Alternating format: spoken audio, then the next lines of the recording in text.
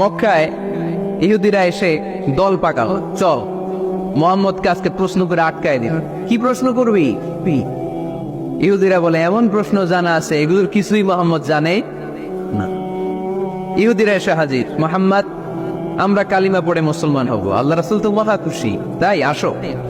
তবে শর্ত আছে। কি শর্ত? 3টা প্রশ্নের উত্তর দিতে পারলে লাইন ধরে আমরা সব কালিমা পড়ে ফেলব। কোন 3টা প্রশ্ন বলো? তারা প্রশ্ন শুরু করলো। প্রশ্ন নাম্বার 1, মা হুয়া রূহ। মুহাম্মদ বলো তো রুহু কারে বলে?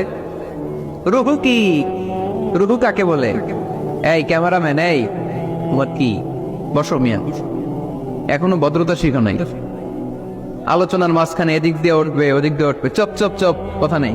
বসো, কেউ উঠবো না। ক্যামেরাম্যান, অতিথি, সভাপতি, কোনো কথা না। আলোচনার মাঝখানে no one is allowed to talk or to make any disturbance.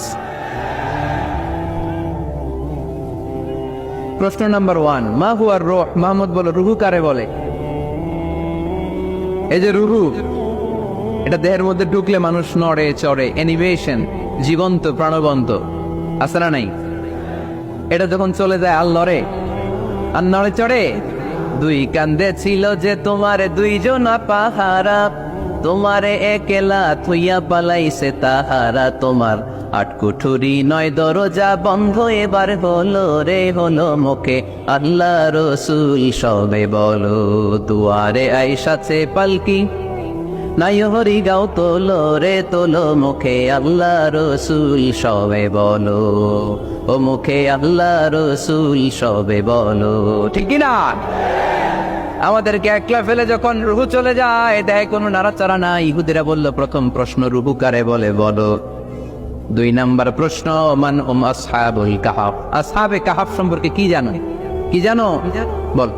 গুহাবাসী, গুহাবাসীদের সম্পর্কে কি জানো? অনেক আগে তারা এসেছিল পৃথিবীতে। 3 নাম্বার প্রশ্ন, মান হুয়া যুলকারনাইন। যুলকারনাইন সম্পর্কে কি জানো বলো। প্রশ্ন কয়টা? প্রথম প্রশ্ন কি সম্পর্কে? রূহ। দ্বিতীয় প্রশ্ন আসহাবে কাহাফ। তৃতীয় প্রশ্ন যুলকারনাইন। আল্লাহ রাসূল সাল্লাল্লাহু আলাইহি ওয়াসাল্লাম বললেন গাদান উজিবুকুম। তাফসীর ইবনে কাসিরে এসেছে, তিনি উত্তর দিলেন গাদান উজিবুকুম, আই উইল আনসার টুমরো। আগামীকাল উত্তর দিব। কারণ জানেন না তো কি করে বলবেন, আর না জানলে উনি বানায় কিছু বলেন। কারণ কোরআন তো পরিচয় দিয়েই দিল, তিনি মন গড়া কখনো কিছু বলেন। আগামীকাল উত্তর দিব। ওরা আগামীকাল উত্তরের জন্য হাজির, কিন্তু ওহী আসে নাই, উনি বলতেও পারে না। বিশ্বনবী আবার বললেন গাদান উজিবুকুম, আগামীকাল দেব। তারপরের দিন ইহুদিরা এসে হাজির, বিশ্বনবী উত্তর করতে পারেন না। বিশ্বনবী আবার বললেন গাদান উজিবুকুম, আগামীকাল বলে দেব। আগামীকাল ওরা এসে হাজির, তৃতীয় দিনও তিনি পারেন না।